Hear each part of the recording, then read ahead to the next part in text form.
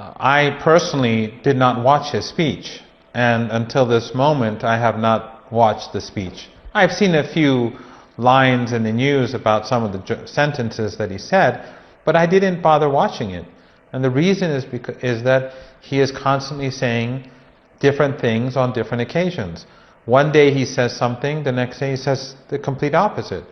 In fact, one in the morning he says something, and then in the afternoon he says something completely different. Or even sometimes in the same sentence, he will say something, he will begin the sentence saying something, and then he will say something that contradicts it in that sentence. So nothing that he actually says is useful for analysts.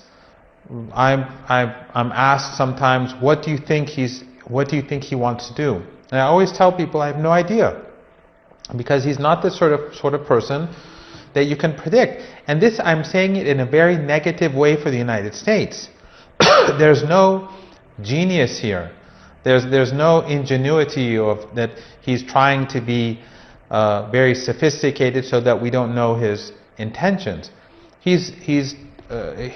What he does is not coherent, and actually what he does makes it impossible to negotiate, because you may, let's say, sit down and negotiate with such a person, and then tomorrow he'll say something completely different.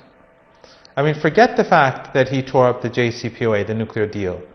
Forget the fact that when we had negotiations with the United States 9 months ago, he was conspiring with Netanyahu to attack the country. Forget the fact that just before this war he did the same thing over again. He was negotiating but secretly conspiring.